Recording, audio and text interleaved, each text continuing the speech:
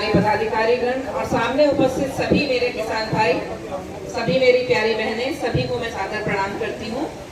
और आप सभी से मैं ये कहना चाहूंगी कि आज जो एक अफरा तफरी का माहौल है समाज में, जो विपक्ष द्वारा बनाया गया है, तो उससे भ्रमित ना हो। और इसीलिए हमारे सभी सांसद, सभी विधायक, सभी ब्लॉक प्रमुख और सभी जनप्रतिनिधि किसानों के बीच में जाके सरकार की नीतियों को बता रहे हैं।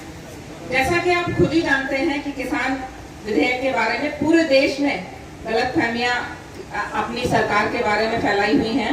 मैं आपसे कहना चाहूंगी कि किसानों के बारे में यदि आजादी से पहले किसी ने कुछ सोचा तो हमारे सर छोटू राम जी थे, जिन्होंने ये मंडियों का कंसेप्ट दिया और ये मंडियां बनाई गई। लेकिन सोचिए, आजादी से पहले बनी हुई मंडी और आज तक उसमें कोई बदलाव नहीं करा गया।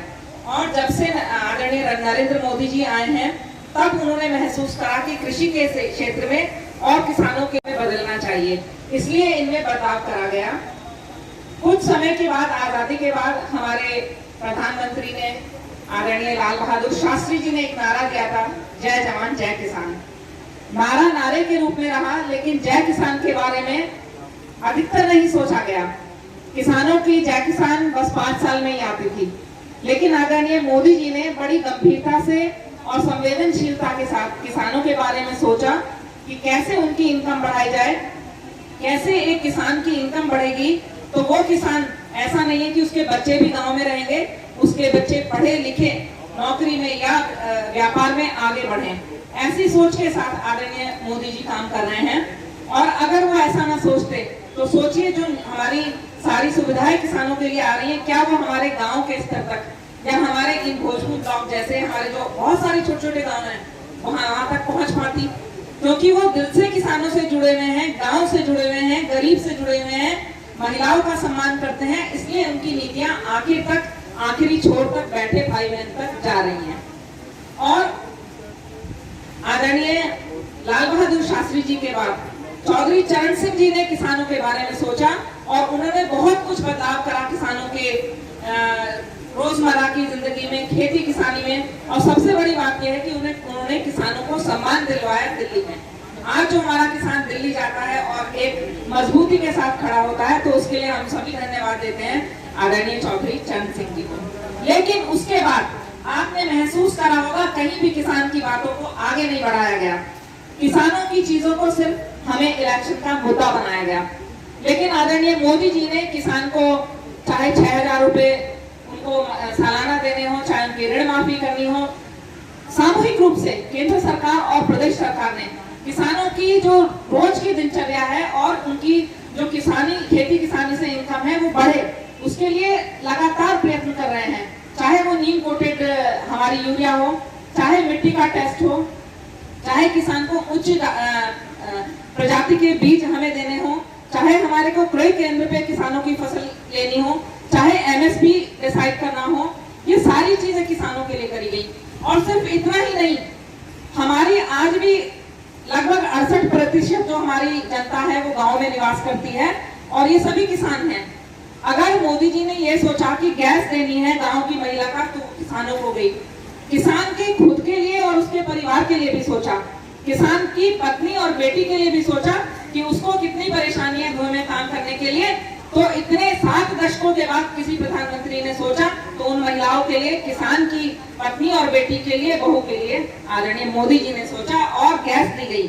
और सबसे अच्छी बात यह है कि बिना किसी जाति पाति के, बिना किसी इस बात के कि ये हमारे वोटर हैं कि नहीं है, समान रूप से सबको बांटी गई।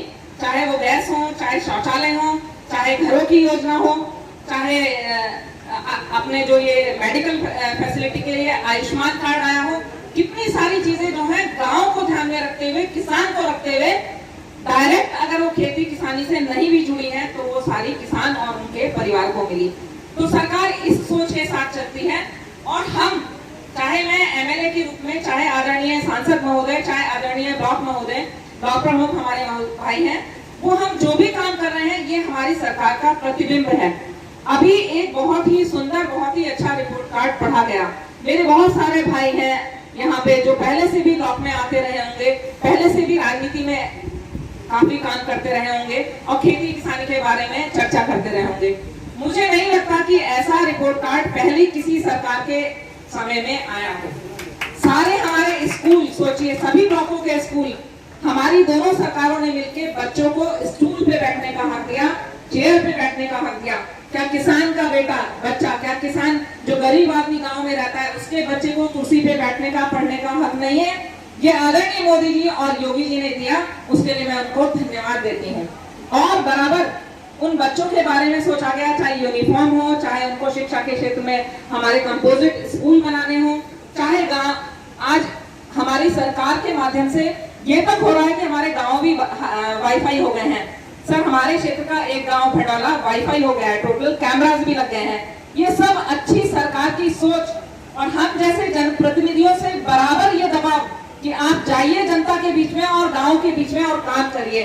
तो मैं धन्यवाद देती हूँ आदरणीय मोदी जी को, आदरणीय योगी जी को, अपने सांसद महोदय को, कि हम सब अपने क्षेत्र के लिए कुछ कर पाए। और खासतौर से पूरे जिले गाजियाबाद में मैं देखूं तो मेरी जो विधानसभा है वही किसानों की विधानसभा है, वही गांव की विधानसभा है। तो जब गांव में विकास होगा तो निश्चित ही मेरी विधानसभा पूरी की पूरी आगे बढ़ेगी। और आपसे भी मैं निवेदन करूंगी कि किसी के बहकावे में ना आए।